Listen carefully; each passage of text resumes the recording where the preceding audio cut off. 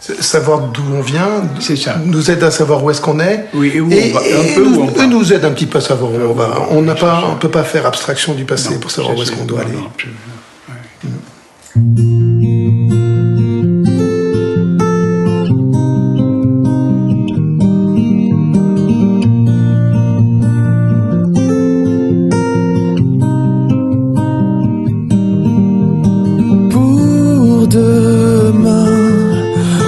Traverser les saisons et les âges à chaque étape, main dans la main. N'oublie rien. Pour savoir où l'on veut aller ensemble, il faut savoir d'où l'on vient.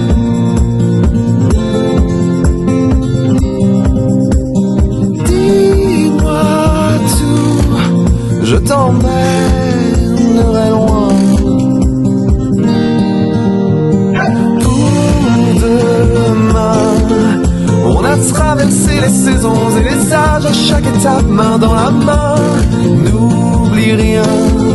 Pour savoir où l'on veut aller ensemble, il faut savoir d'où l'on vient. Moi, mon histoire avec Loué, je vais dire que à l'échelle de l'histoire de la coopérative, elle est quand même récente.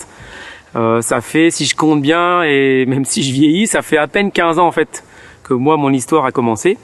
Alors sur la ferme, elle est plus âgée puisque c'était déjà la production, une des productions principales en fait sur la ferme du temps de mes parents. Donc eux ont démarré, alors pas dans les tout premiers, ça n'a pas fait partie des pionniers, mais c'était plutôt, ils ont composé ce qu'on a appelé la vague des années 70 en fait, c'est-à-dire la vague, l'essor de la filière en fait dans les années 70. Et puis moi j'ai démarré en 2002, c'est quand même à l'échelle de la coopérative quelque chose de récent.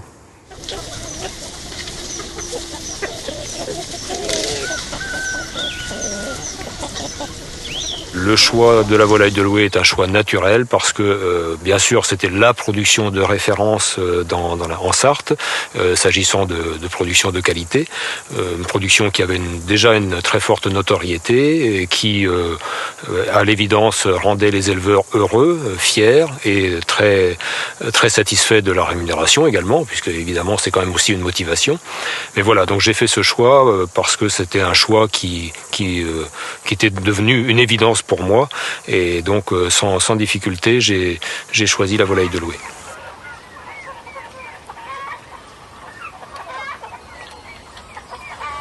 Il y a plus de 20 ans, je voulais être banquière, donc j'ai été banquière pendant 10 ans, dans une belle entreprise, une belle banque, et le hasard a fait que je ne me suis occupée que d'agriculture. Et donc, au bout de 10 ans, c'est un autre choix de vie, et j'ai décidé de reprendre l'exploitation de mes parents, qui était aussi celle de mes grands-parents auparavant.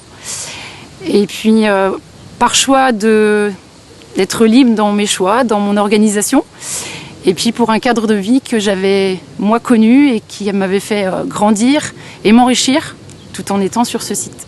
Donc ce qui me plaît dans ce métier d'agricultrice, de chef d'entreprise, c'est qu'on a énormément de domaines à explorer, à découvrir, et donc on s'enrichit de plein de domaines. Quand je suis arrivée, c'est vrai que je n'avais pas approfondi le côté élevage. Et donc, en fait, c'est toute une source d'enrichissement, de formation. Et puis, j'aime bien faire les choses comme il faut, mais à fond. Donc, une fois que j'ai décidé de faire quelque chose, je le fais à fond. Et je le fais bien, normalement. Au mieux, en tout cas. Donc, ici, on est sur la ferme de Beauchêne. Donc, une ferme familiale. Donc, qu'on exploite encore avec Albine, mon épouse. Et qu'on exploite aussi avec notre fils aîné, Florent, et son épouse, et puis 2 salariés qui travaillent avec nous. Voilà. C'est une exploitation où, naturellement, il y a des volailles fermières de Loué, hein, et c'est une exploitation qui fait un peu plus de 150 hectares. Les volailles de Loué sur l'exploitation sont assez récentes chez nous. C'était l'occasion pour Albine, mon épouse, qui revenait sur l'exploitation avec nous, d'avoir un atelier qui lui soit dédié, qu'elle puisse s'en occuper. Donc on a commencé les volailles de Loué en 1979, le 2 octobre 1979 exactement. Et je connaissais pas très bien l'organisation des fermiers de Loué, mais je connaissais très bien le marché aux volailles de Loué, qui depuis mes parents élevaient des volailles, des canards, des poulets et tout ça depuis des lustres. Et tout gamin, j'allais sur le marché de Loué, le vrai marché de Loué à l'origine, qui était sur la place du marché dans le bourg de Loué. Il faut juste se remettre dans l'ambiance des années après-guerre. Donc, la consommation de volaille était le fait de volaillers, de petites filières donc organisées autour de villages. Et les marchés traditionnels de volaille, les uns après les autres, s'étaient arrêtés. Et il restait un marché extrêmement réputé qui était le marché de Loué, qui réunissait jusqu'à 2000 éleveurs sur la place du village. Et ce marché lui-même commençait à être concurrencé par des volailles standards. Ils étaient élevés en claustration, ils étaient d'une qualité bien inférieure aux volailles de Loué. Et il a fallu à un moment donné se poser la question de savoir si ce marché allait disparaître comme tous les autres marchés ou s'il allait être sauvé. Et le commissaire agricole du 30 août 58 intervient justement pour mettre en route un mouvement de sauvegarde, de protection, et ce qui va devenir le syndicat de défense des volailles de Loué, au travers de personnages visionnaires. C'est d'abord un politique. Les politiques, finalement, dans la filière de Loué ont eu un rôle important, et pas central, mais important puisqu'ils ont été déclencheurs de beaucoup de choses. C'était le cas de Paul Goussu. Paul Goussu était député de la circonscription et avait repéré peut-être plus facilement que les éleveurs que ce marché de Loué était en train de disparaître. Et il a interpellé au commissaire agricole du 30 août 58 l'ensemble des éleveurs qui étaient présents en disant « Vous avez un marché fantastique, vous allez le perdre, c'est bien dommage. Il restera plus de volailles de qualité dans la région, il faut sauver ce poulet de Loué. » Et donc, un personnage était présent à ce comice qui va être complètement central et qui va être quelqu'un de déterminant, c'est Armand Boudvin, qui habitait Chassillier, qui était un éleveur déjà dynamique dans la force de l'âge et qui lui-même élevait des volailles. Et il a répondu au député à l'époque, vous avez raison, monsieur le député, il faut sauver le poulet de Loué, il faut qu'on trouve une solution.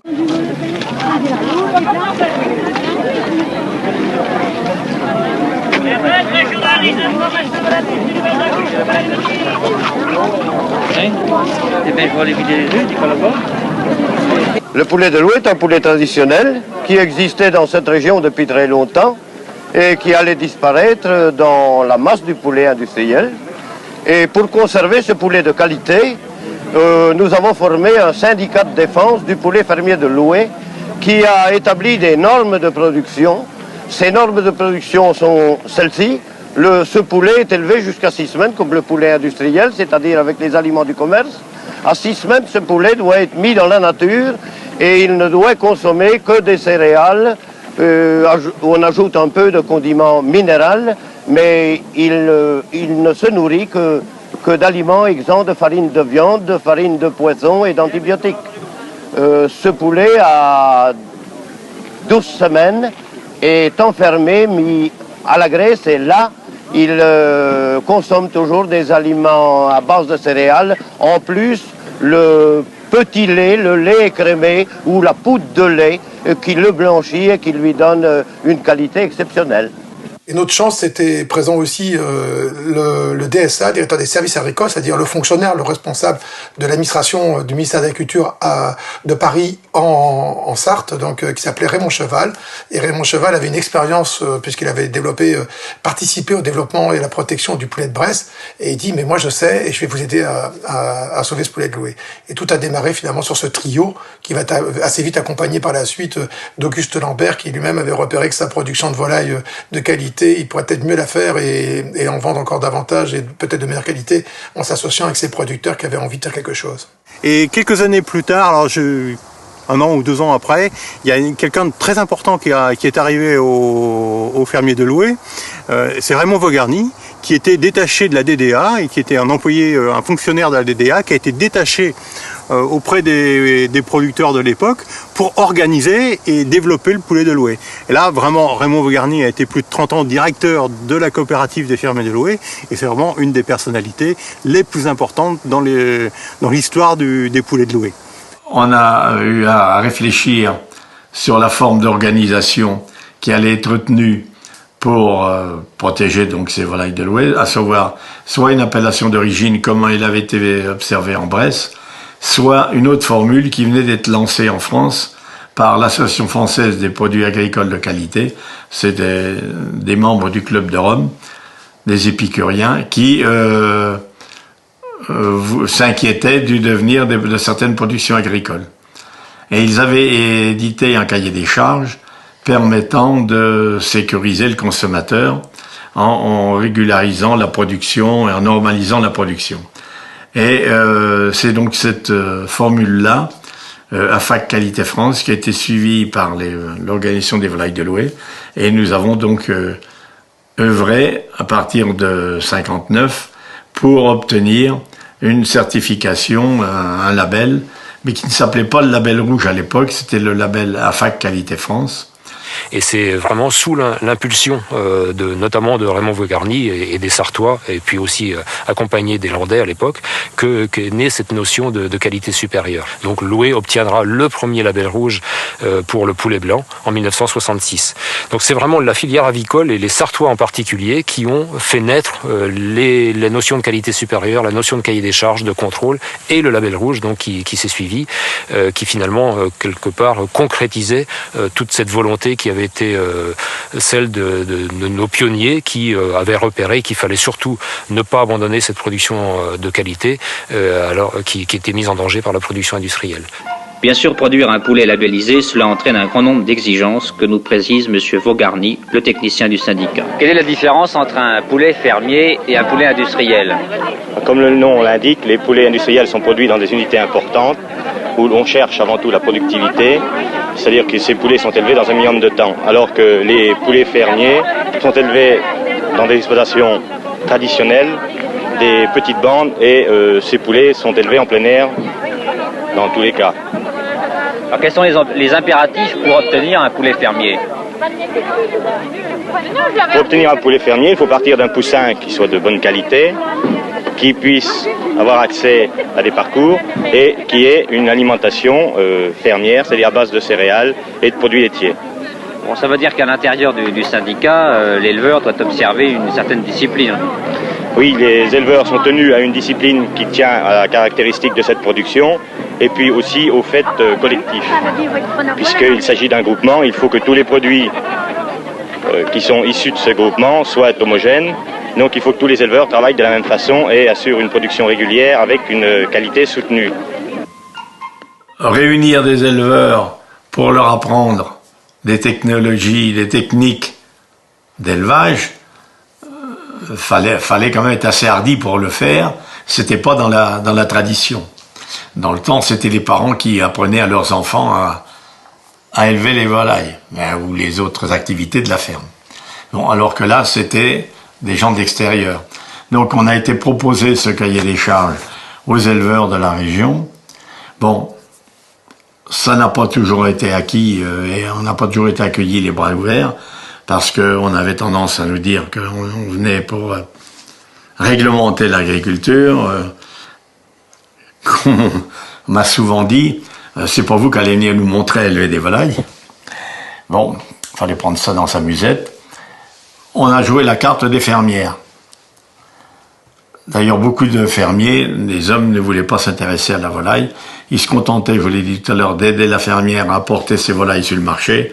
Et puis, ils allaient taper le carton. On avait besoin de s'agrandir. Oui, puis une réunion... Il y avait une réunion à Sillé. M. Vaugarny faisait une réunion à Sillé pour agrandir le secteur de la baie de Loué. Alors, on était 2 personnes et j'ai accepté, moi. L'autre personne n'a pas accepté tout de suite. On a vu quand ça allait, il y avait une bonne organisation, on a continué. Après, on a fait 1000 poulets. Et puis, oui, plusieurs poulaillers de 1000 en fond de vallon. En fond de vallon. Et puis après, 3000. Et M. Vaugarny passait régulièrement Ah, bah oui. Bah, il fallait, parce que sans ça, c'est pas obéissant, les fermiers. Hein. Eux, ils obéissent, les jeunes, mais nous, dans le temps... C'était le technicien de l'époque. Donc c'est... Vous n'étiez pas obéissante, vous, Odette? Ben si, il fallait. Mais c'est vrai qu'il était très rigoureux, moi je me souviens. Très rigoureux, oui, mais s'il n'avait pas été comme ça n'aurait pas été. On lui dit merci aujourd'hui. Oui, s'il n'avait pas été comme ça, c'est pas facile d'emmener les gens. Hein. Les volailles de Loué ne seraient pas où elles sont aujourd'hui. S'il n'avait pas été comme ça n'allait pas. J'ai été recruté pour ça, pour faire évoluer le système. Et étant moi-même d'origine agricole, je voulais que l'élevage des volailles puisse suivre l'évolution et même la précéder. On m'a demandé d'intégrer toute l'organisation de la production, c'est-à-dire ce qu'on appelle nous la planification. Donc, et ma femme est venue donc là me seconder. On a augmenté le nombre de productions, les poulets dans les différentes couleurs, blanc, noir, jaune, et les pintades, les canards, en saison, les dindes et les oies. Pour la première fois, des producteurs se retrouvent autour d'une table pour définir un cahier des charges très contraignant, donc qui va devoir s'appliquer à tout le monde. Et comme Raymond Cheval était quelqu'un qui avait déjà une belle expérience, il amène une deuxième idée qui était extrêmement importante, qui était de dire ce cahier des charges doit être contrôlé par un organisme certificateur tiers. Donc, organisme certificateur qui va venir voir si les éleveurs en effet produisent bien suivant le cahier des charges. Donc, c'est quelque chose de très nouveau. Personne ne certifie des productions agricoles à cette époque-ci. Et la troisième idée, c'était de produire que ce qui était commandé par les volailliers, ne pas produire trop, pas gérer de surproduction. La deuxième partie, donc, qui vient vers le début des années 70, c'est la croissance, c'est l'organisation de la croissance, avec quelque chose de très particulier, c'est que ce qui a amené cette croissance, c'est le développement de la grande distribution. Paradoxalement, puisqu'on a le sentiment que la grande distribution, finalement, n'était pas là pour livrer des productions de qualité, et bien, dans le cadre des poulets de Loué, ça a été tout le contraire. C'est le début de plus en plus de commercialisation, à tel point que 11 ans après, Rémi Lambert, qui était très attaché aux poulets de Loué, parce qu'il est comme moi, comme son père, attaché à ce terroir, il connaissait beaucoup d'éleveurs, il avait vraiment de l'amitié pour de nombreux présidents, dont Monsieur Maignan, Chorin, d'autres présidents qu'il connaissait bien. Et il est attaché à développer cette production-là, mais en plus les clients le demandent, donc finalement tout est bien. Et là, l'autre grande date, c'est 1981, avec la création de l'abattoir de Loué. Donc en 81, on crée un abattoir spécialisé pour le poulet de Loué. Il faut que tout le monde se rappelle que tous nos concurrents qui sont plus là aujourd'hui, nous prennent pour des fous de penser qu'on peut consacrer un abattoir complet à l'abattage du poulet Label et du poulet de Loué. Donc c'est un grand pari que Rémi Lambert, bien sûr, épaulé par Charles Chancereux, font sur ce volaille Label, mais eux, ils sentent que le marché et les clients ont besoin d'un abattoir spécialisé en poulet fermier. Cette étape-là est essentielle et elle va être accompagnée assez vite, à partir de la fin des années 70, par la publicité, donc le faire savoir. Donc on a un bon poulet, c'est le premier spot de Loué, c'était Loué, le bon goût retrouvé. C'est dans la Sarthe et c'est à Loué. Poulet de Loué, le bon goût retrouvé. Donc ce développement, il faut voir que dans cette période-là, on est passé de 25 producteurs à 200, 300 producteurs par là. Donc ça a été une croissance très rapide avec beaucoup de producteurs qui s'intéressaient à cette production. Toute la discipline était en place. Le Raymond Vogarny était passé par là. Il avait structuré un groupement très très respectueux des règles. Et en respectant les règles, on donnait confiance aux consommateurs parce que l'élément clé, le mot clé, c'est la confiance. Donc il peut pas y avoir l'achat d'une production de cette qualité-là avec ce prix-là s'il n'y a pas la confiance. Et la confiance passe par le contrôle. Loué, c'est une marque avec alors ce qu'on appelle aujourd'hui une indication géographique protégée. C'est un grand terme pour dire voilà, les volailles de Loué sont produites sur un département, sur deux départements exactement, la Mayenne et la Sarthe, et puis un peu les cantons limitrophes. Mais à l'origine, les éleveurs, c'était vraiment les éleveurs qui étaient autour du village de Loué. Le commerce s'est développé, la marque a été de plus en plus connue, donc on s'est toujours développé de façon concentrique par rapport à Loué. Et sachant que dans cette aire géographique, il y a suffisamment d'agriculteurs et d'éleveurs pour pouvoir accompagner le marché, même celui de demain. Dans les images historiques, on voit aussi que le marché de Loué était un marché très important pour les œufs. Il y avait un commerce d'œufs très important, les gens venaient avec leurs paniers, et les coconniers, puisque le métier des volailliers était aussi d'être des coconniers, ramassaient et des œufs et des volailles. La famille Lambert, entre autres, ramassait des œufs, des volailles, des lapins, des peaux de lapins, etc. Donc il y avait tout un marché, tout un commerce autour de cette basse-cour, finalement, puisque les œufs sont un produit de la basse-cour. Et donc ce marché très important des œufs avait finalement totalement disparu. La seule consommation des œufs dans les années 80 était des œufs de poule en cage, et ils étaient très bon marché, les consommateurs s'y retrouvaient en termes de prix, mais ils étaient plus du tout élevés comme on aurait pu l'imaginer à un moment donné avec des basses-cours à l'extérieur, et donc Loué a décidé de se lancer, et parmi les tout premiers en France à dire finalement on doit pouvoir élever des poules d'or, il n'y a pas de raison. Alors, la naissance de l'œuf de Loué, on pourrait dire, ça a été une grande réflexion, une étude marketing, vous savez, comme on sait en faire. Pas du tout. Ça a été lors d'un voyage au Maroc. Et Raymond Vaugarny et René Hutepin font un voyage au Maroc, tous les deux professionnels, tout à fait. Ils visitent un centre d'œufs qui a été planté au milieu du désert. Ils visitent le centre et à la sortie, je pense qu'ils ont eu au même moment la même idée. Ils disent, mais pourquoi on ne fait pas des œufs de Loué? Aussitôt dit, aussitôt fait. Fin d'année, on commence à monter le premier poulailler qui a été monté chez Monsieur Padois, à la Lune de Joué, je me rappelle très bien, et qui a démarré début 88. Les premiers œufs de Loué sont arrivés sur le marché début 88. Et surtout, le grand boom, on le connaît depuis 3-4 ans, grâce d'abord au travail des éleveurs de Loué, mais aussi grâce à toute l'équipe de l'œuf. Donc la production des œufs de Loué a pris une place très importante puisqu'elle représente la moitié des achats des consommateurs en termes d'achat, de moins de paquets achetés par les consommateurs, et puis surtout l'activité de 250 producteurs. Donc 250 producteurs qui n'auraient pas pu avoir cette activité, 250 emplois, donc 250 emplois aujourd'hui, mais dans 10 ans il y en aura peut-être 400 ou 500. Moi ça fait depuis 2012 que je suis installée et que j'ai rejoint l'exploitation, et c'est moi qui ai plus pris l'activité poule pondeuse, on va dire, et Arnaud qui a basculé sur les terres et sur les chairs. Personnellement, je pouvais pas concevoir de produire de la volaille dans des bâtiments claustrés. Moi, j'ai toujours voulu que mes volailles sortent. C'est quelque chose qui était important pour moi.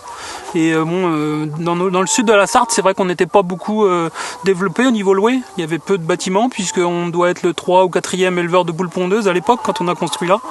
Donc c'est ce qui m'intéressait aussi, puisqu'on était quand même une nouvelle génération à faire de la poule pondeuse dans le sud Sarthe.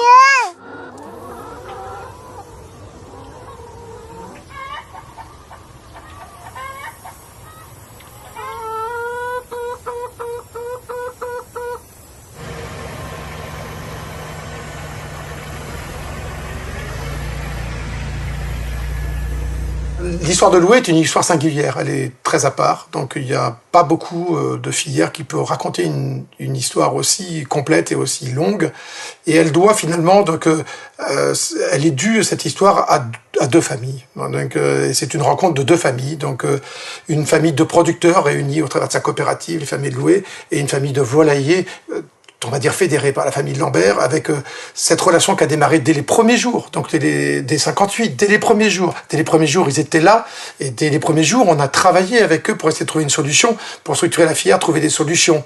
Et donc, ces relations ont été transmises de génération en génération de manière exceptionnelle. La production de Loué est incarnée par des éleveurs, elle est incarnée par ces volaillers. Ils la portent, ils l'ont habitée, ils l'ont défendue, ils l'incarnent, ils sont consommateurs d'ailleurs de ces volailles tout le temps. Donc, on a affaire à quelque chose c'est du vécu. Ils sont membres à part de la filière de Loué. L'attachement au Loué, il est naturel, parce que le Loué, on en mangeait souvent, et c'est un bon produit que j'aime bien, et deux, on en parlait tout le temps.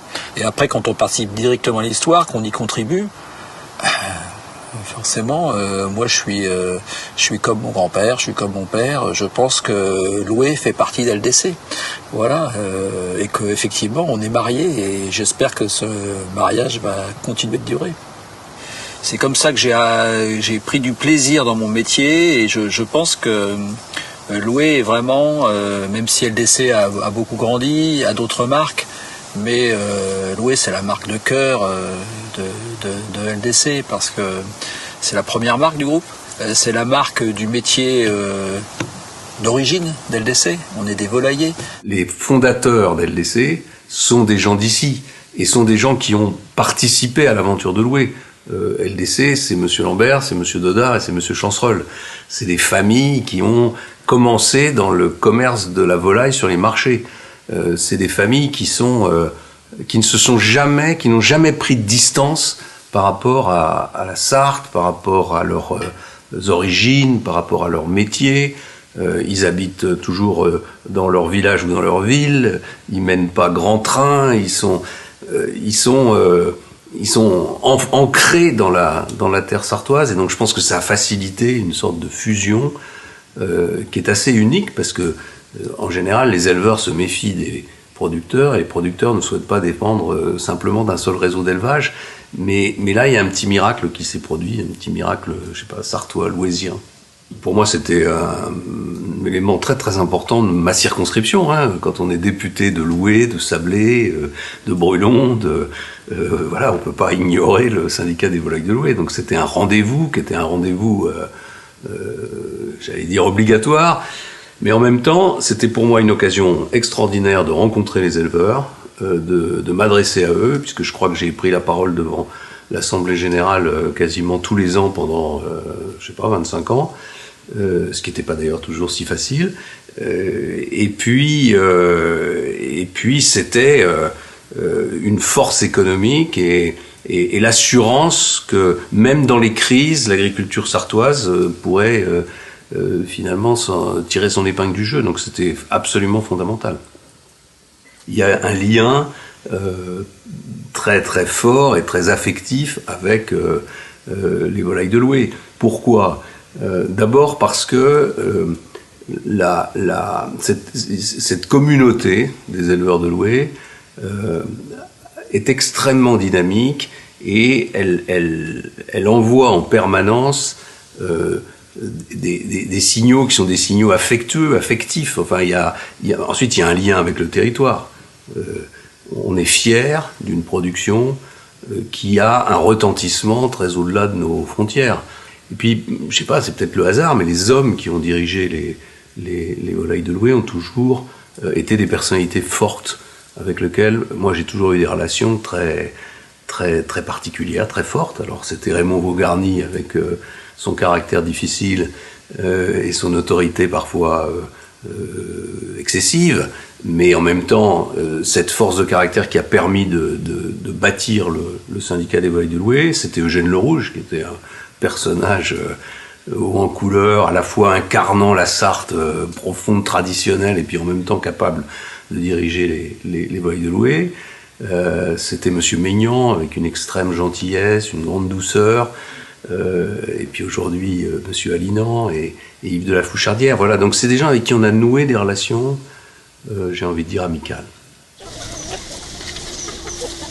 On est engagé depuis toujours dans un syndicat professionnel, donc des labels rouges français, qui s'appelle le SINALAF, pour une raison simple, c'est que c'est notre famille, c'est notre autre famille, c'est notre famille parisienne, c'est là où on retrouve nos collègues des autres régions, avec lesquels on va essayer de tout faire pour partager la même vision de ce que doit être le futur d'un bon poulet, parce que plus on sera nombreux à incarner ce futur, plus on a des chances que ce poulet existe. Donc on peut pas être tout à fait seul dans un métier à un moment donné, il faut que d'autres essayent ou prennent l'initiative à leur niveau. Et donc depuis très longtemps on est impliqué. Éric Cachan, on est le président depuis très longtemps, il a eu sans doute le plus grand mandat donc au SINALAF que pour un président. Il est très respecté parce que c'est quelqu'un qui travaille énormément, donc qui ne rentre jamais dans une réunion sans avoir travaillé beaucoup.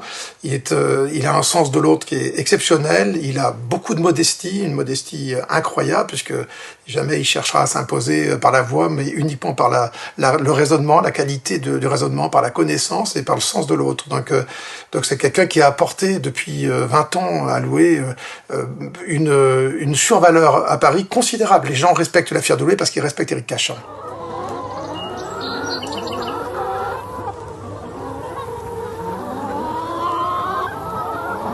Quand Raymond Vaugarny m'a sollicité, pour l'anecdote, un soir vers 21h, en me disant voilà, Paul Cimier, tu le connais peut-être pas, mais voilà, il représente Loué au SINALAF, il est vice-président du SINALAF et de Loué, donc il faut le remplacer, il va partir à la retraite, donc tu me donnes ta réponse demain. Ok, donc je me suis toujours demandé si c'était un ordre ou si c'était une sollicitation, donc j'ai pris une heure pour réfléchir, mais je savais que j'allais dire oui. Et je m'étais dit, de toute façon, il faut quand même que je rencontre Paul Cimier pour savoir où je mets les pieds. Mais même si Paul Cimier m'avait dit, de toute façon, tu t'engages dans une galère, je pense que j'avais envie. J'avais tout de suite envie d'accepter parce que je pensais que c'était quelque chose d'intéressant, d'une part, et puis je pensais que j'avais pas le droit de refuser. C'était une opportunité, mais surtout, quelque part, c'était très valorisant. Loué a été novateur dans beaucoup de produits, dans la filière avicole notamment, la plupart des labels rouges volailles ont été initiés par Loué. Donc les autres nous respectent parce que justement Loué est un défricheur, Loué a souvent mis en place des produits nouveaux, ça vaut pour les volailles festives par exemple, ça vaut pour les produits transformés, les œufs, le premier label rouge œuf c'est Loué, etc. Donc à Loué de toute façon tous les labels rouges sont pratiquement des premiers labels rouges. Donc on est respecté pour ça, parce qu'on nous reconnaît cette vocation à innover, à prendre des risques, voilà, donc on est respecté pour ça. C'est la réussite d'une entreprise, et heureusement que c'est comme ça, c'est toujours les hommes et les femmes qui la constituent. Ce n'est jamais l'argent ou les bâtiments ou les moyens, c'est toujours les hommes et les femmes qui constituent une entreprise, qui font la réussite d'une entreprise. Et pour que cette réussite aille le mieux possible, il faut qu'à la tête de cette entreprise, le président et le directeur, quand il s'agit d'une coopérative agricole, il faut qu'il y ait une très bonne entente entre les deux et qu'ils marchent tous les deux dans le même, qu'ils aient dans le même chemin, la même ligne de conduite. Et depuis 30 ans, avec Yves, il n'y a jamais eu le moindre espace où on n'était pas d'accord. On a toujours été d'accord dans les décisions à prendre, on s'est toujours écouté les uns les autres et avec aussi, on a aussi travaillé avec un conseil d'administration. On n'est pas que tous les deux, il y a tout le monde qui nous aide quand même autour. Le binôme président-directeur est important dans le sens où ces deux personnes doivent bien se comprendre et moi depuis que je suis à Loué en tant qu'administrateur depuis 20 ans, j'ai toujours apprécié travailler avec Yves et je suis content de poursuivre parce qu'avec Yves il dégage une certaine énergie, il a toujours envie d'aller plus loin et tout ça c'est pour le bien de nos éleveurs et ça ça me motive aussi de l'accompagner dans cette direction. Yves Fouchardière, il faut aussi bien préciser que c'est pour moi un as de la communication. C'est quelqu'un qui a toujours une bonne idée pour bien communiquer sur la marque Loué, avec le consommateur, avec les journalistes. C'est quelqu'un qui, je pense que pour lui, savoir parler de son métier et de la filière de Loué et d'LDC, c'est quelque chose que, je pense qu'il est tellement fier et qu'il aime tellement cette filière qu'il en parle très très bien.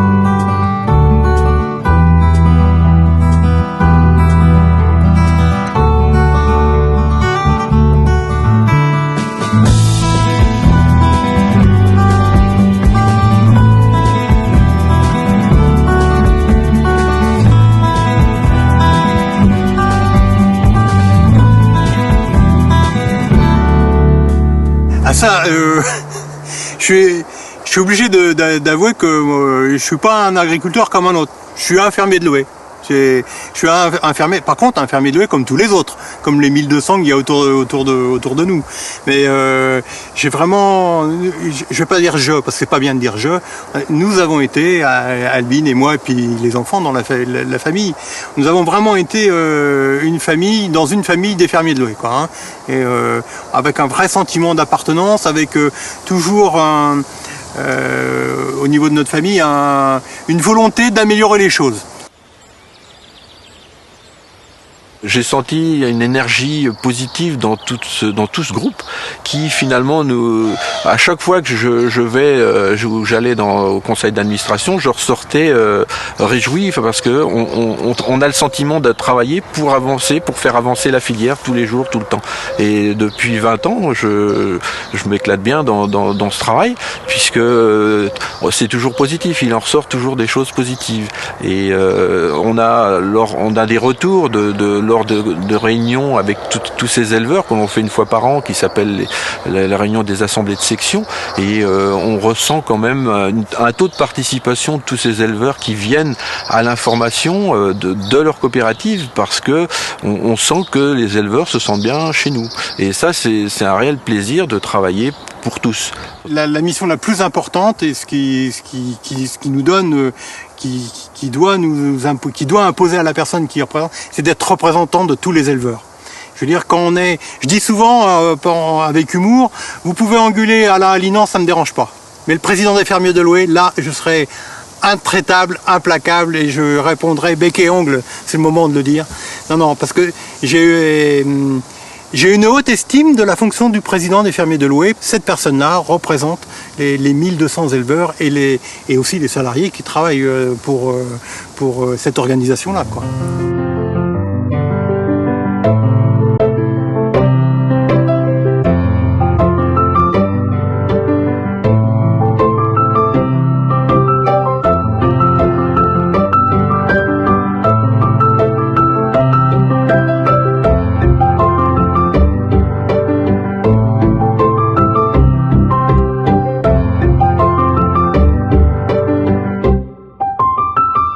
À Loué, on nourrit nos volailles et non pas uniquement, je dirais, donner à manger. C'est vraiment de les nourrir, c'est vraiment ma première médecine. Je lis énormément de travaux sur tout ce qui est l'alimentation, l'équilibre alimentaire. Aujourd'hui, on est en train de voir que l'intestin est peut-être la première barrière et le point le plus important au niveau de l'immunité, que ce soit chez l'homme ou chez l'animal.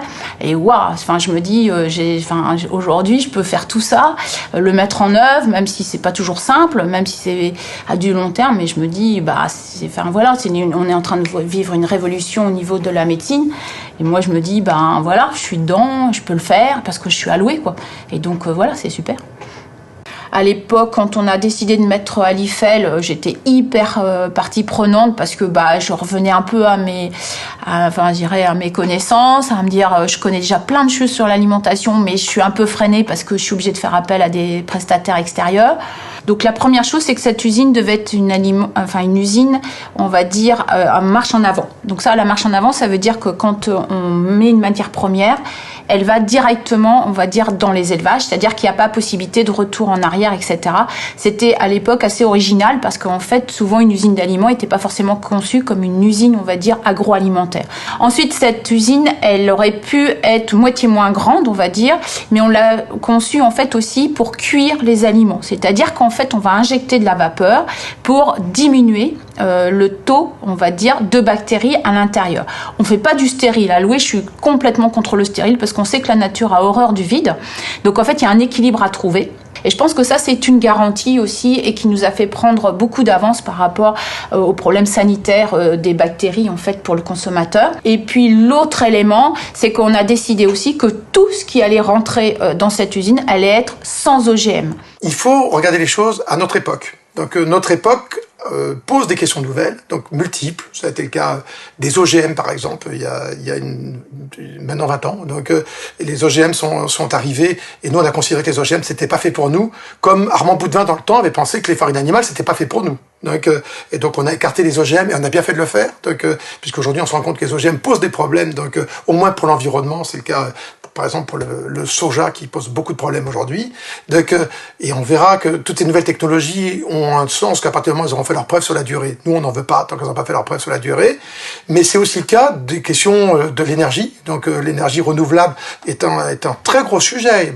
Non pas que le nucléaire n'est pas sa place, mais aujourd'hui on se rend bien compte qu'il faut remplacer une partie d'énergie fossile, en tout cas par d'énergie renouvelable, qui, mieux que les producteurs, peuvent produire de l'énergie renouvelable. On a de l'espace, on a des territoires extrêmement grands, donc je pense entre autres à la capacité à pouvoir installer des éoliennes. Et donc on a commencé à mesurer à Loué il y a quelques années la consommation d'un poulet ou d'un œuf, donc de l'ensemble du cycle de production, donc de la ponte, de la naissance du poussin jusqu'à la cuisson d'un poulet par exemple. Hein. Donc on a multiplié par la quantité, on s'est dit oh là là, ça fait tout ça comme énergie. Et on s'est dit comment on fait pour renouveler, on va mettre de l'énergie renouvelable à la place de l'énergie fossile. Et on a décidé d'installer des panneaux solaires. Donc il y a un peu plus de 6 hectares de panneaux solaires aujourd'hui. On a 6 éoliennes qui nous appartiennent, des grandes éoliennes, qui sont en plus des éoliennes consensuelles, qui n'ont posé aucun problème avec les voisins qui ont accepté ces éoliennes, qui non seulement les ont acceptées, mais en ont bénéficié puisqu'ils ont en partie financé. On a trouvé des solutions pour que chacun s'y retrouve. Et je trouve que c'est très agréable de pouvoir dire que Loué est la première et la seule marque à énergie positive, puisqu'on produit plus d'énergie renouvelable que ce qu'on consomme. Donc c'est une manière de répondre aux attentes de la société d'aujourd'hui. Et demain, il y aura d'autres questions de la société auxquelles il faudra répondre de la même façon. La société bouge, le monde découvre, a des demandes nouvelles. On doit répondre aux demandes d'aujourd'hui, que pas uniquement continuer à faire le bon poulet de Loué qu'on faisait dans les années 50. Le bon poulet de Loué, on va continuer à le faire, mais on va aller rajouter des valeurs supplémentaires. Nous, ici, sur la ferme, les premières installations ont plus de 10 ans, en fait. Donc voilà, donc on commence à avoir du recul. Et puis les dernières, elles sont sur les 3 derniers bâtiments donc, qui ont été construits, en partant du principe qu'une toiture avec 200 ou 300 mètres carrés en fait, tendue au sud-est, ça serait vraiment dommage de ne pas leur faire produire autre chose que du poulet, quoi. Donc on a l'avantage d'avoir le soleil. Donc voilà, on a profité de ça pour dire il faut aussi produire de l'électricité. Et puis après, économiquement, ce n'est pas neutre non plus. Ça permet d'amener un autre revenu sur la ferme et de diversifier les sources de revenus. Sans renier leur métier originel qui est bien de produire de la nourriture. Le monde agricole peut trouver une forme de stabilité économique en diversifiant un petit peu ses revenus et en participant à 2 objectifs qui sont les grands objectifs du XXIe siècle. La lutte contre le changement climatique, c'est-à-dire la transition énergétique et le développement des énergies renouvelables. Et puis quelque part, le deuxième défi qui est celui de la protection de la biodiversité. Et il faut que si les agriculteurs, comme les fermiers dont on parle, le font et le démontrent, il faut qu'ils y trouvent une forme de rémunération et de stabilité économique. Et ce que j'ai vu ce matin me semble être un modèle d'intelligence collective qui a été pensé avec l'ensemble des acteurs, qui, de mon point de vue, doit pouvoir servir d'exemple, de cadre, pour reproduire ce type de coopération dans les territoires français. On est très attaché à l'environnement puisque l'image du poulet de Loué, il est dans la nature. Donc on s'est toujours attaché depuis très longtemps à entretenir le bocage, à faire des plantations de haies, d'arbres individuels. D'abord, quand un producteur commande un bâtiment pour avoir un nouveau bâtiment, on lui livre les arbres avec le bâtiment. Donc et il faut qu'il les plante. Et généralement, tout est planté. Et on fait ça avec plaisir. Il y a plus de... Aujourd'hui, on a dû planter, on est même sûr, on a planté plus d'1 million d'arbres sur le département de la Sarthe et de la Mayenne. Ça représente, on a fait en haies 1200 km de haies. Le paysage de la Sarthe et de la Mayenne ne serait pas le même s'il n'y avait pas eu de Loué, ça c'est clair. On aurait certainement beaucoup moins de verdure et d'arbres autour de nous et de haies.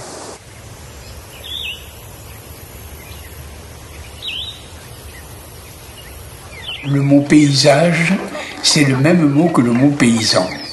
C'est-à-dire le paysan, c'est l'auteur du paysage.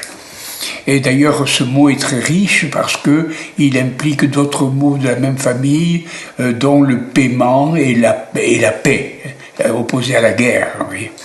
Or, il se trouve que ce qui m'a le plus frappé quand j'ai visité les éleveurs de Loué, c'est que comme les volailles sont en liberté, elles ont absolument besoin d'être couvertes par les feuillages. C'est-à-dire que ça évite évidemment les attaques des oiseaux de proie, voyez, et par conséquent, il n'y a pas de destruction du paysage. Voyez, le paysage est maintenu parce qu'on en a besoin. Or, c'est pour ça justement que le mot paysan est le même que le paysage, parce que non seulement c'est le paysan qui fait le paysage, mais c'est le paysage qui conditionne le travail du paysan. Et ces deux conditions sont parfaitement remplies dans l'élevage en question.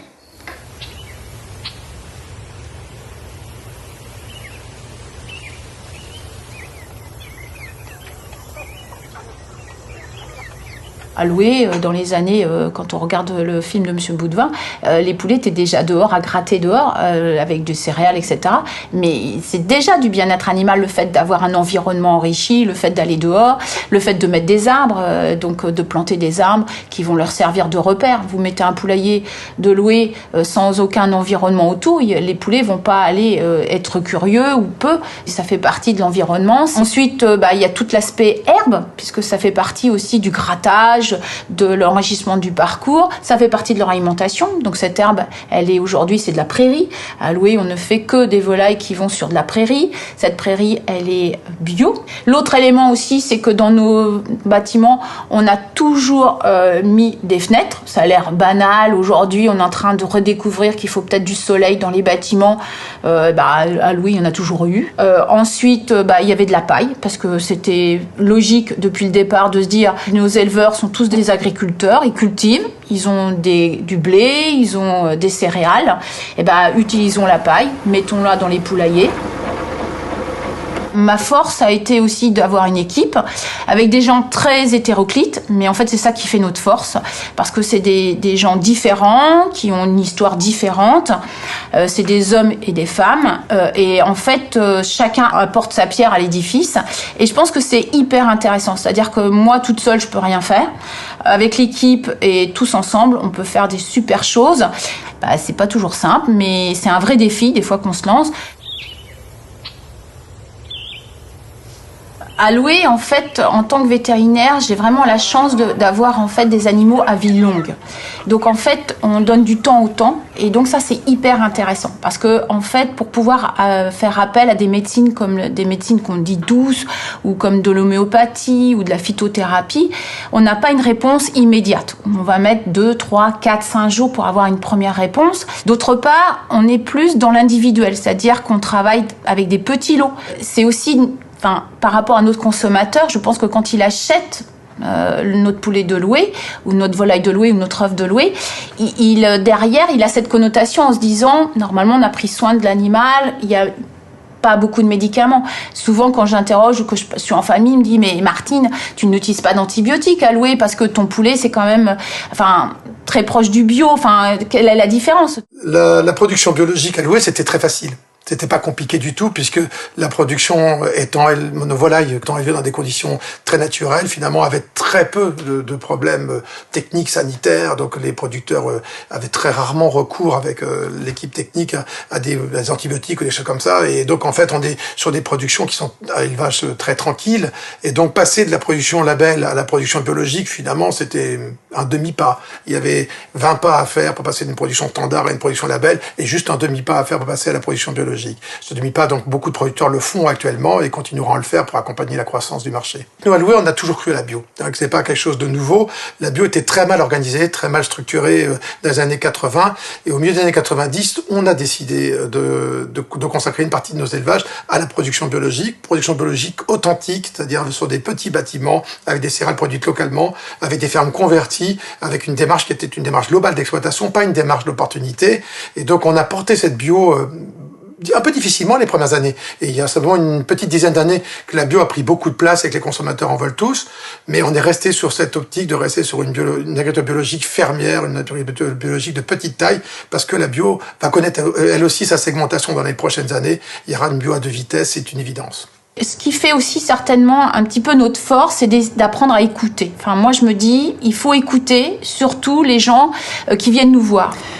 J'ai dû faire une bonne douzaine d'années d'animation en magasin. Et du premier jour où j'ai démarré jusqu'à il y a quelques années où j'ai laissé ma place, je dirais, ça m'a apporté beaucoup. Beaucoup justement à l'écoute du consommateur. Avec une amie éleveur, Josiane Chéron, nous étions dans les pionnières à aller en animation magasin. Bonjour Josiane. Bonjour. Alors qu'est-ce que vous faites ici au milieu des poulets dans ce rayon d'un grand magasin? Eh ben, je viens vendre mes poulets. Et comment on vend des poulets dans une grande surface ou ailleurs? Disons qu'il faut être présent. Il faut leur montrer que les agriculteurs peuvent venir en grande surface, qu'ils peuvent expliquer comment sont élevés les poulets. Donc en liberté, ça c'est important parce que les gens ont du mal à le croire.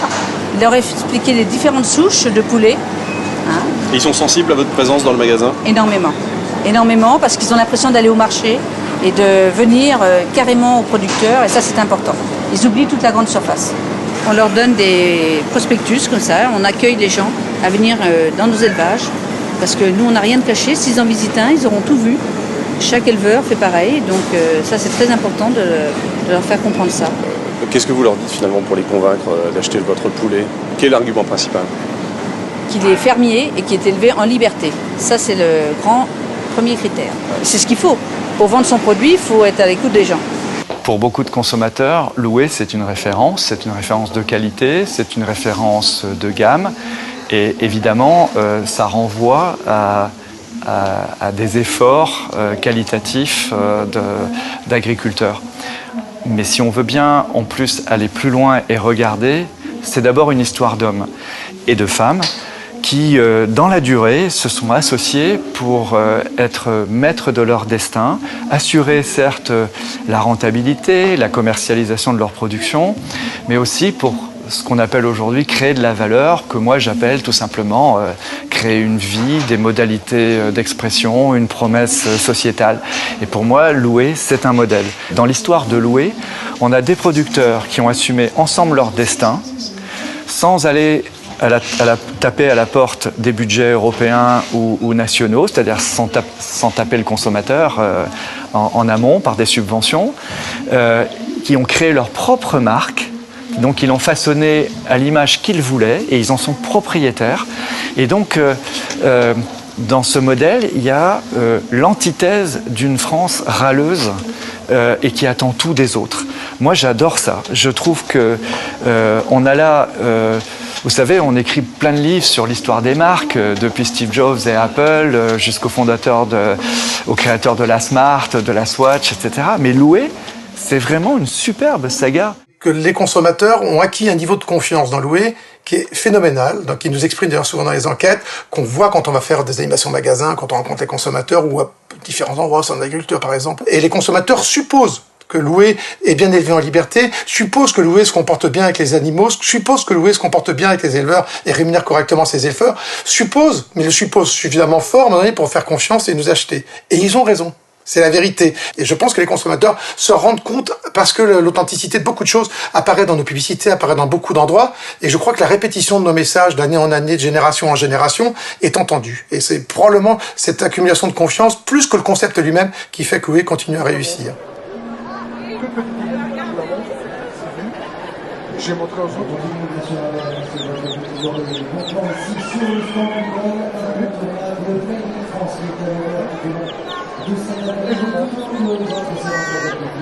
Par contre, vous n'avez pas de choses plus petites dans votre structure, vous n'avez pas de choses plus importantes que ça. Parce que pas de diamant, pas d'économie. Tu vois? Le diamant, c'est la petite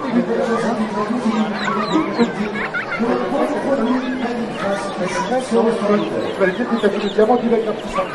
Ça va te faire au moins pas mal, hein.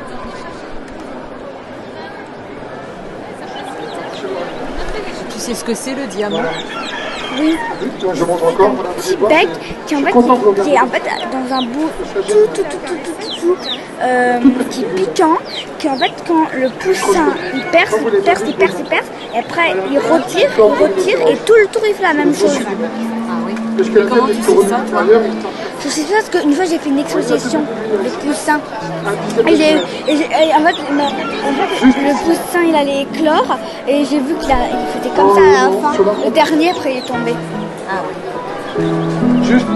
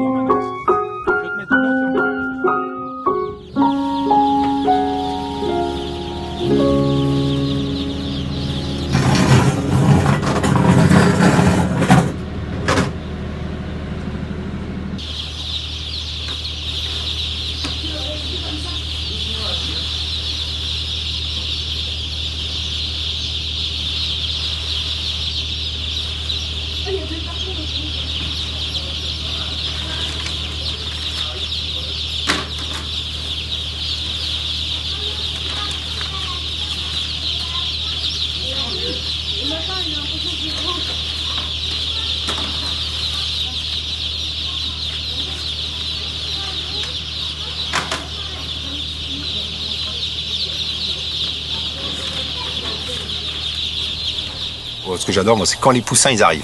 Le premier jour, la première heure, même les 5 premières minutes.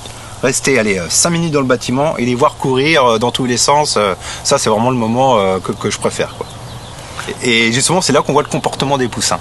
Tiens, là ils sont un peu plus vivaces, là ils sont un peu plus calmes, tiens, ils ont un peu plus froid, on va remettre le chauffage. Les 10 premières minutes des vies des poussins, alors ça c'est vraiment le plus intéressant. Ouais. Moi je suis né dans le Louet. C'est-à-dire que je dis ça parce que papy, mamie faisaient déjà de la volaille, papa faisait de la volaille, moi je suis né dedans. Donc en fin de compte, c'était plus une continuité qu'autre chose. C'est vraiment quelque chose de naturel, quoi. Et t'as toujours entendu parler de ça à la maison, quoi? Mais toujours. Moi, quand je dis je suis né dedans, je suis vraiment né dedans, quoi. Un enfant de Loué. De la coopérative, ouais. Voilà, on va dire ça comme ça. Mais je connais mes parents, il n'y a pas de souci. Hein.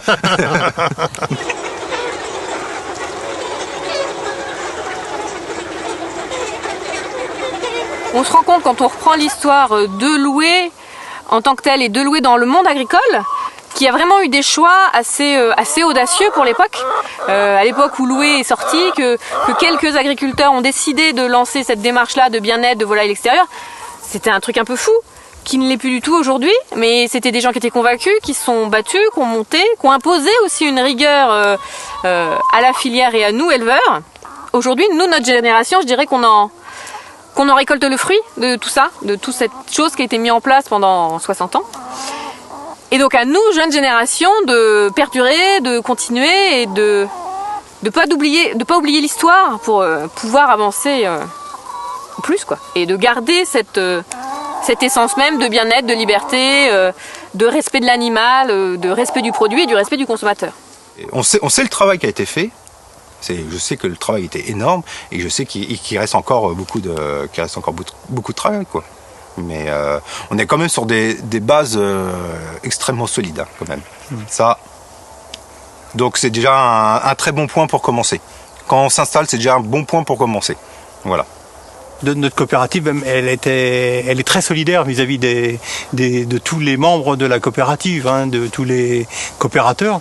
Je veux dire, jamais on a laissé un adhérent avec un lot catastrophique. Si la cause de ce lot, de cette catastrophe était indépendante de l'adhérent, la coopérative est toujours intervenue financièrement pour l'aider. Et ça, ce sont des valeurs importantes.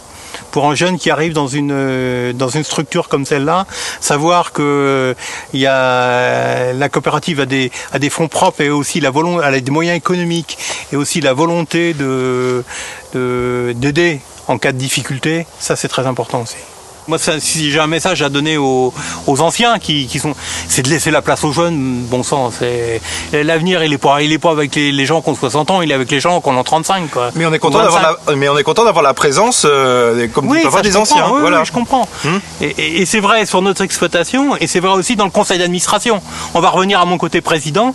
Moi, je suis ravi, mais vraiment ravi de voir nos jeunes administrateurs qui sont rentrés avec nous depuis 5-6 ans, même pour 2 ans pour les derniers, et qui prennent de la place et qui nous poussent, qui nous stimulent derrière. Mais je trouve ça génial. Je fais partie du conseil d'administration depuis peu. Je suis une stagiaire qui est passée titulaire. Donc c'était une très belle expérience et j'espère apporter, notamment au travers des expériences que j'ai eues auparavant, des éléments pour que l'entreprise perdure et qu'on puisse emmener cette entreprise très loin pour que nos petits-enfants puissent en profiter aussi. Eh bien, au niveau de la coopérative, j'étais délégué de section depuis 3 ans.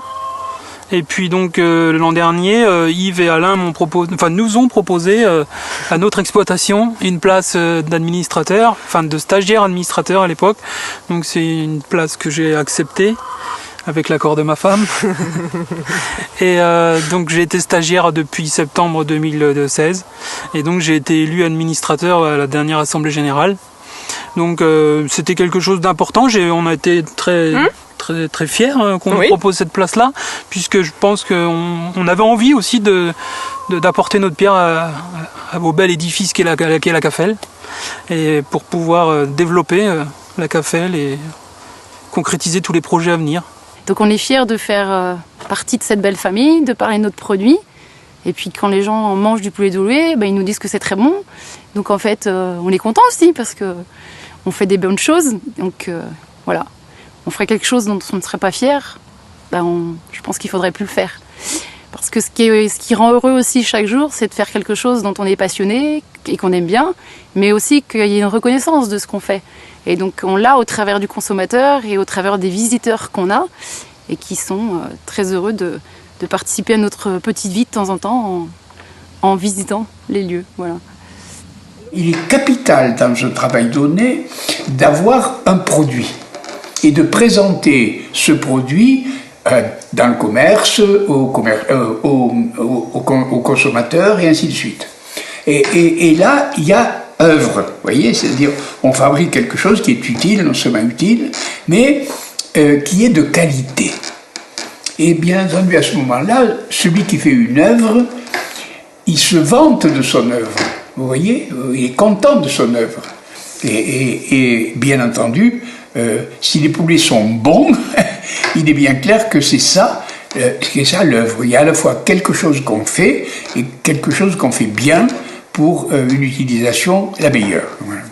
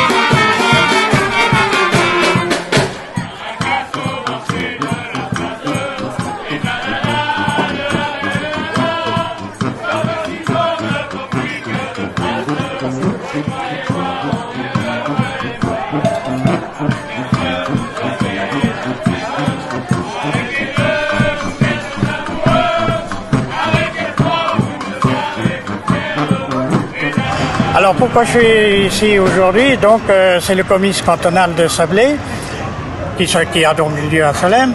Et comme thème, il a été pris l'agriculture d'hier et celle d'aujourd'hui. Alors je voulais montrer à nos jeunes notamment comment était l'aviculture des années 60. Voilà. Et comment on élevait les poulets de Loué. C'est important de faire le lien comme ça entre les générations, entre les époques. C'est primordial. C'est primordial parce que faut savoir d'où on vient. Loué est une organisation où chacun doit savoir d'où on vient et la responsabilité de chacun est très importante puisqu'on travaille un pour tous et tous pour un. Moi j'aurais envie de dire aux anciens merci d'abord. Ouais, c'est ça. Merci d'avoir créé cette coopérative, d'avoir su apporter la rigueur qui fait aujourd'hui les poulets de Loué. Et aujourd'hui, on a accepté cette rigueur et on travaille avec. Et pour nous, c'est plus un inconvénient, c'est notre façon de travailler, c'est comme ça. Mais à l'époque, il fallait savoir l'apporter, cette rigueur. Et ça a certainement, à certains moments, été mal pris. Mais nous, c'est pas ça ça nous a jamais fait reculer, la rigueur de chez Loué, au contraire. On ne devient pas éleveur de Loué parce qu'on a décidé de devenir. C'est pas suffisant, donc on a décidé de venir, on fait acte de candidature, on envoie une lettre de candidature, et après on va rencontrer le candidat, donc on prend beaucoup de temps avec lui, donc j'ai un collaborateur qui s'occupe que de ça, donc, et qui va vérifier si la motivation de la candidature repose bien sur les bons motifs. C'est pas une question d'argent, donc surtout pas une question d'argent. Il gagnera sa vie normalement avec nous, mais ça ne doit pas être une question d'argent. C'est pas une question d'image, c'est parce qu'il a compris que la filière allait être très exigeante avec lui. En fait, ce qui se passe chez nous, il faut que le producteur incarne quelque chose de très important, c'est-à-dire qu'en élevant des poulets en liberté, puisque les poulets de Loué sont élevés en liberté, il accepte de perdre une partie de sa liberté, puisque finalement il va pas lui-même pouvoir faire ce qu'il veut avec ces volailles. Il va falloir qu'il respecte des consignes, un cahier des charges. Il va être contrôlé à tout moment par un organisme certificateur tiers, par un contrôleur qui va venir voir dans son élevage si tout est bien fait. Il sera éventuellement sanctionné, donc il faut qu'il accepte de perdre sa liberté en même temps qu'il va donner la liberté aux poulets. Il y a des éleveurs pour lesquels c'est pas possible de l'imaginer, et c'est ce qu'on doit essayer d'évoquer avec les éleveurs quand on les rencontre la première fois. Pour leur dire, est-ce que tu as bien compris que là où on t'emmène, c'est un truc fantastique parce que tu auras des poulets qui seront reconnus par les consommateurs, éleveurs qui seront des bons poulets, qui sont des choses fantastiques, mais tu vas perdre une partie de ta liberté puisqu'il va falloir que tu respectes les consignes qu'on te donne, parce que c'est parce qu'on te donne ces consignes-là que tes volailles seront de grande qualité. Et donc la plupart des éleveurs l'ont bien compris, mais il y a des producteurs pour lesquels c'est pas possible, et il vaut mieux qu'ils aillent faire autre chose, puisque ça serait pas pour eux agréable de vivre avec nous. Tous les autres l'ont compris et comprennent davantage mal. C'est pas qu'un avantage économique, c'est l'avantage humain qu'il y a à élever des volailles qui, à un moment donné, sont reconnus par les consommateurs et appréciés par les consommateurs.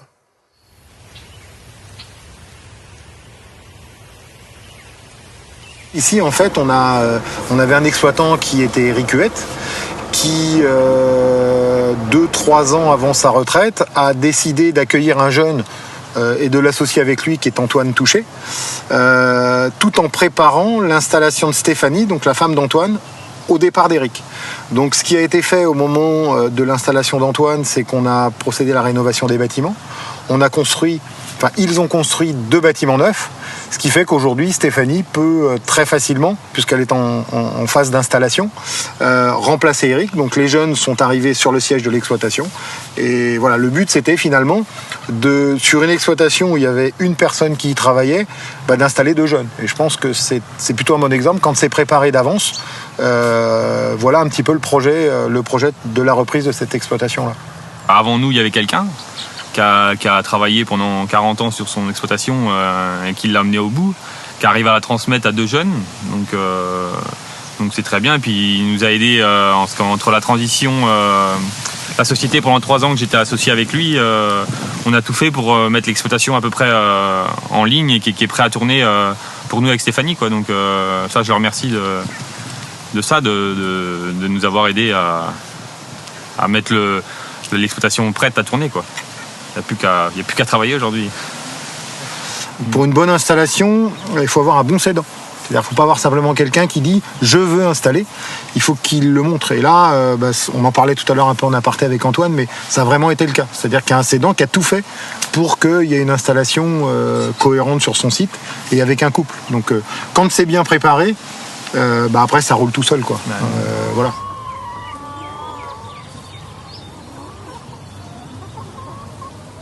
Le choix d'être éleveur de louer, c'est pas seulement le choix d'une production, c'est le choix d'une éthique, c'est le choix d'une culture d'entreprise. Et aujourd'hui, on a beaucoup de candidats parce que les gens ont bien compris, les éleveurs ont bien compris ce qu'était louer. Et à titre d'exemple, en 2016, on a accueilli 80 jeunes éleveurs.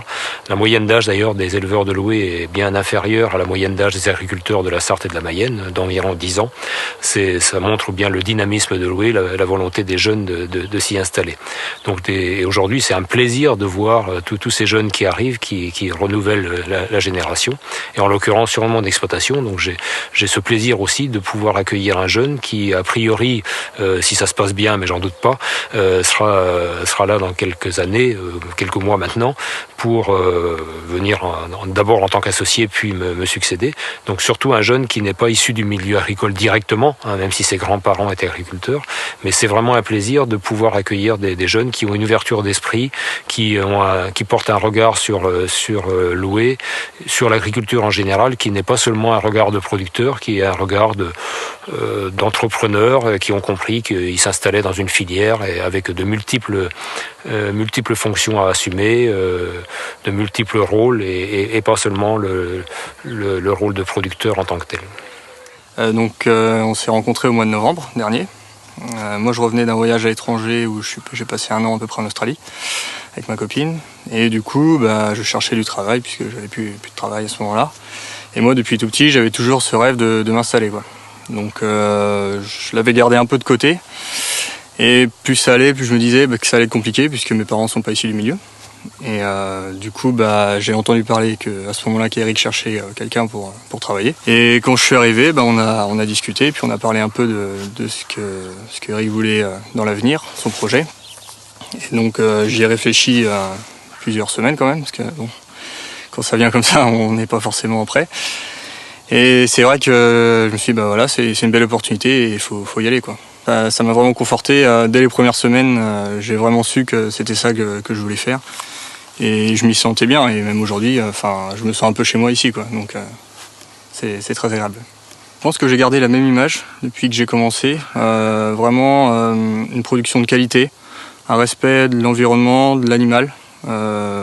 Vraiment la fierté de produire quelque chose de bon. Enfin, on sent bien que c'est vraiment une filière, quoi. On est vraiment encadré.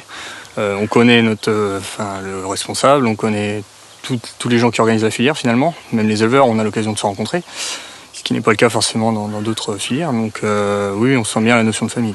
Un éleveur de louée n'est pas un éleveur comme les autres. C'est un éleveur à un moment donné qui doit, sur son visage, ou en tout cas dans son expression, incarner quelque chose de plus et qui, quand il va rentrer en contact avec discuter avec quelqu'un qui peut être un consommateur, un voisin, quand il parle de ses volailles, on doit le voir. Sur son visage, ça doit se voir, parce que ce petit sentiment de fierté, ce petit plus qui est là, en général, on doit le voir. Et ça se transmet, mais ça se vit surtout. Donc, c'est à nous de le porter à chacun des éleveurs et à eux-mêmes de finalement se sentir suffisamment fiers et heureux pour continuer à le transmettre. Et c'est ce qui se passe. Les producteurs, à un moment donné, rentrent dans une histoire et ne sont pas uniquement, ce sont pas des producteurs finalement. Ce sont des acteurs vivants de l'histoire de louée. Donc, ce sont bien plus que des producteurs, ce ne sont pas des anonymes, ce sont des personnes physiques, ce sont des noms, ce sont des visages. Pendant longtemps, d'ailleurs quand je suis arrivé directeur des familles louées, à l'époque on appelait le directeur des familles de louées directeur des poulets de louées. C'est un truc absurde puisque si on peut essayer de diriger des éleveurs, diriger des poulets c'est impossible, donc absolument impossible. Et les directeurs des familles de louées, donc que je suis devenu à force de dire aux gens que je ne pouvais pas être directeur des poulets de louées, finalement est le bon titre parce que finalement je m'occupe assez peu d'élevage. Et ce qui m'intéresse le plus, c'est savoir comment vont les éleveurs. Donc, si à un moment donné, donc on ne vit pas avec, si on vit avec des gens sans s'intéresser aux personnes, savoir comment ils vont et savoir si quand ils vont pas bien, ce qu'on peut faire pour que ça aille mieux avec eux. Hein, c'est souvent eux qui trouvent des solutions, mais prendre du temps pour trouver des solutions avec chacun d'entre eux. Je crois que c'est ce qui, pour moi comme pour d'autres, à un moment donné, donne alors on va dire cette dimension familiale à notre. On est peut-être une grande famille, on 100 personnes, c'est beaucoup, mais ils sont de la famille de louée. C'est très clairement quelqu'un de la famille de louée qui rentre dans mon bureau, avec lequel je vais pouvoir discuter ou que je vais voir dans son exploitation agricole. Et la famille de louée, c'est quelque chose d'extrêmement important puisque c'est lui, c'est moi et c'est tous les autres.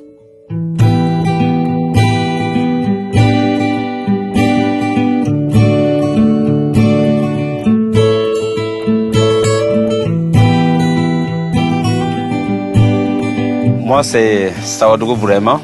Bon, Sawadogo, c'est mon nom de famille, ça veut dire nuage. Moi, je suis membre du groupement des éleveurs de Boussé depuis sa création, c'est-à-dire depuis 2001. Et je connais Philippe Diebold depuis 99. Bon, 99, c'est lors de mon premier séjour en France, dans le cadre des voyages organisés par AFDI, Pays de Loire, où j'ai été accueilli dans une famille d'éleveurs de poulets de louée. Bon, il s'agit de Michel et Marie-France Louva. Et j'ai eu l'honneur d'être invité au 40e anniversaire des poulets de louée. Donc, quand j'étais dans la salle, ils ont projeté des films rétrospectifs des poulets de louée il y a 40 ans. Donc, quand je regardais les images des poulets de louée, des éleveurs de louée à l'époque, je voyais que les gens amenaient les poulets au marché. C'est exactement comme ce qui se passe de nos jours au Burkina, dans mon pays. Donc je me suis dit, ah là, voilà une coopérative, une association qui peut nous conseiller, qui peut nous guider, nous, au niveau de Boussé, au niveau du Burkina, à améliorer notre organisation et à améliorer notre production. Et c'est là la personne qui nous ont recommandé, c'était Philippe Diebold. Donc voilà comment j'ai connu Philippe. Et depuis là, bon, moi je ne l'appelle plus un ami, je ne l'appelle plus partenaire. C'est mon frère blanc. Et chaque année, il vient.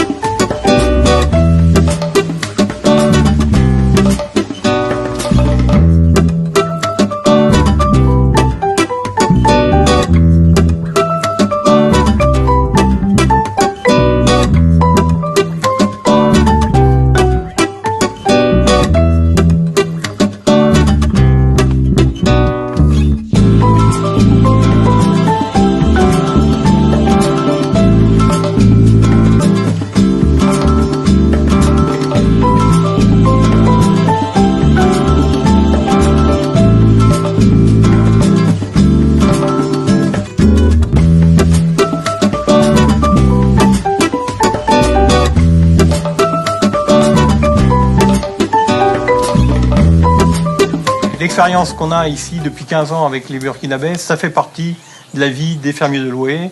Et c'est une anecdote qui se renouvelle un peu tous les ans. C'est la grande assemblée générale des fermiers de Loué. Tout le monde après l'assemblée générale, je demande aux gens que je connais bien, je leur dis alors comment ça s'est passé l'assemblée générale? C'était bien? Oui, c'était super. Et j'ai dit et l'intervention de Philippe sur le Burkina, c'était extraordinaire. Et le discours du président, ah ouais, mais Philippe, c'était bien quand même. Voilà. Mais bon, la CAFE, elle veut pas le reconnaître. Moi, j'ai 90 éleveurs à louer. J'en ai 130 ici, mais Yves veut pas le reconnaître, quoi. Normalement, je devrais te payer le double, mais ça, il veut pas en entendre parler. Mais bon, peut-être qu'un jour. Peut-être qu'un jour. Faut qu'on le fasse venir ici, Yves. Hein. Il n'est jamais venu. Il n'est jamais venu, non.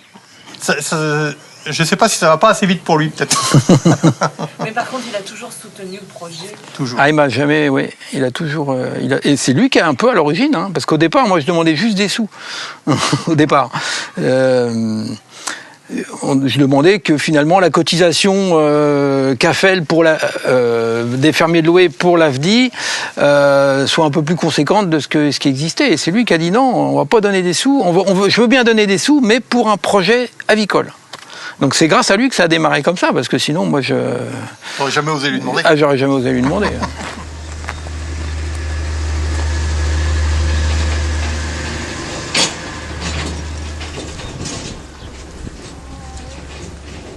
Je crois qu'il faut qu'on continue et qu'on continue à respecter le faire et non pas le dire. Donc ce qui compte le plus, c'est de faire. Donc dire, c'est facile, mais il faut continuer à faire. Et ce qui fait notre différence par rapport à beaucoup, c'est qu'on fait. On dit pas tant et on fait beaucoup.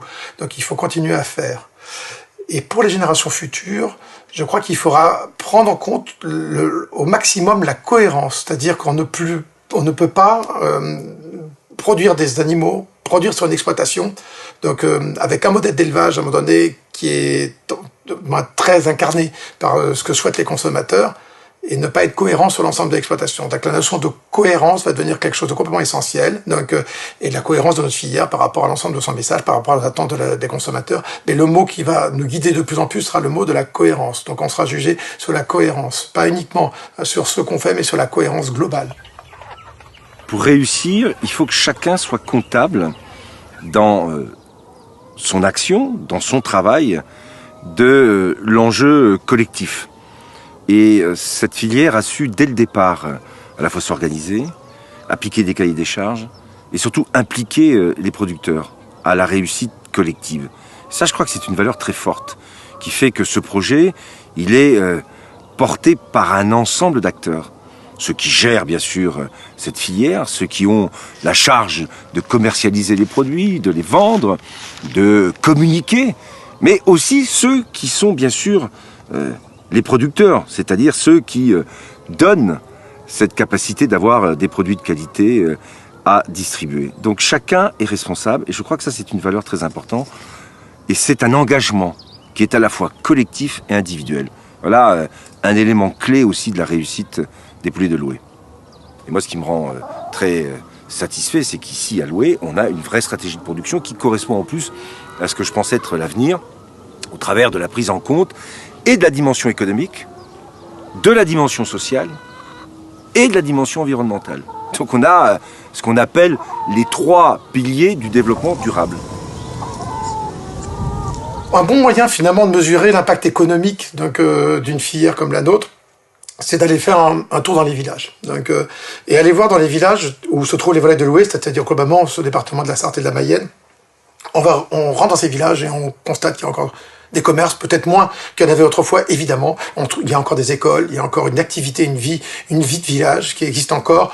Et si elle existe encore, contrairement à d'autres départements qui nous entourent, qui ont perdu tout leur élevage à un moment donné, qui n'ont plus que 2 agriculteurs par commune, 3 agriculteurs par commune, donc il n'y a plus de famille, il n'y a plus d'enfants, il n'y a plus d'emploi, il n'y a plus rien. C'est parce que dans nos communes, il y a encore 5, 10, 15, 20, certaines communes agriculteurs qui ont tous, ou pratiquement tous, ou beaucoup des volailles de Loué, et qui n'ont pas eu besoin d'agrandir leur leur ferme jusqu'à ne plus connaître la surface exacte du nombre d'hectares, puisqu'ils ont su trouver une activité économique suffisante pour faire vivre une famille.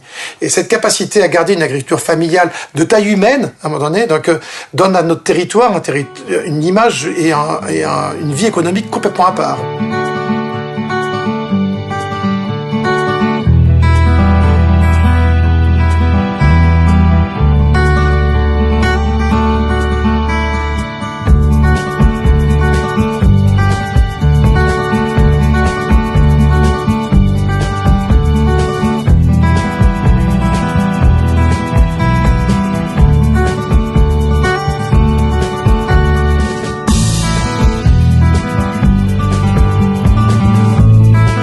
Je pense qu'on en revient à l'idée de départ en fait. Moi l'idée de défense me plaît bien en fait.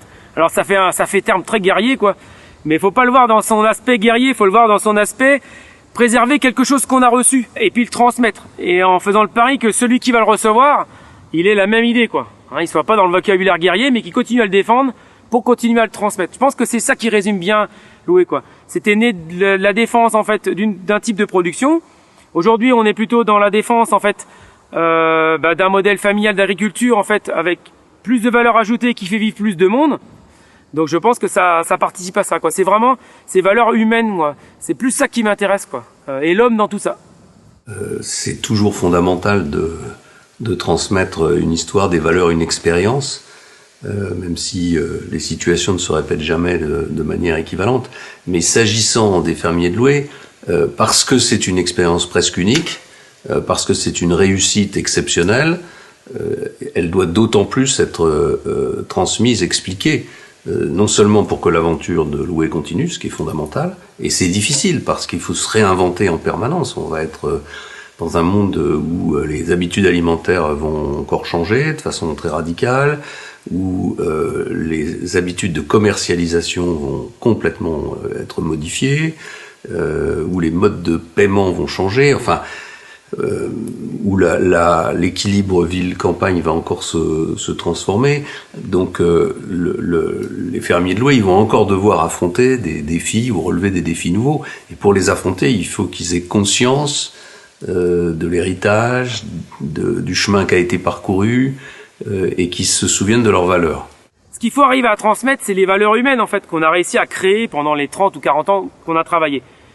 Si malheureusement on n'a pas réussi à construire ou à mettre en valeur en fait le capital humain de l'agriculture, on n'a rien à transmettre. On a un outil. On a un outil qui vaut tant en fonction des cours, etc. Mais on n'a rien à transmettre. Et je pense que le message, moi que j'ai envie, je vais pas faire mon vieux con, mais le message qu'on a à transmettre aux plus jeunes, c'est ça quoi. Si on est malin à la fin, c'est si on a réussi à transmettre cette façon de produire en fait, cette façon de vivre avec les autres et pas contre les autres ou en écrasant les autres. C'est vivre avec les autres. Et je pense que si on arrive à faire ça, vivre bien mais vivre avec les autres, je pense que la coopérative elle est encore là pour, on parle des 60 ans, elle est encore là peut-être au moins pour 60. On vit ensemble, je sais pas là pour les élever dans le sens de l'élevage, mais à un moment donné on s'élève ensemble. Donc on prend une dimension nouvelle ensemble, et cette notion de dimension, à un moment donné, partagée et qui nous grandit les uns les autres, c'est quelque chose de fantastique à partager. Donc avoir des éleveurs qui à un moment donné sont heureux et fiers de faire la production et qui se sont élevés avec nous et qui prennent une dimension supplémentaire dans une exploitation agricole qui est quelquefois un peu grise à un moment donné, mais ils sont éleveurs de Loué. Donc c'est quelque chose d'assez génial. C'est génial à partager, c'est quelque chose qui pour moi me conduit, me guide.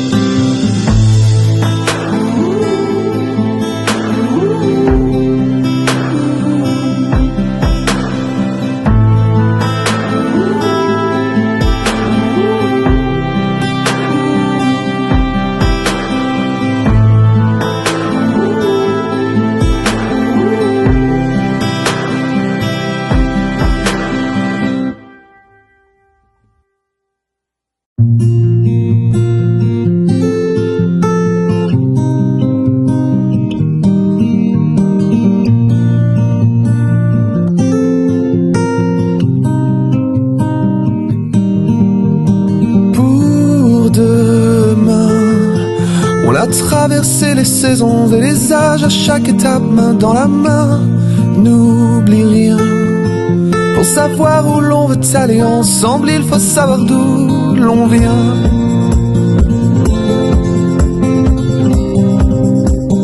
Dis-moi tout, je t'emmènerai loin.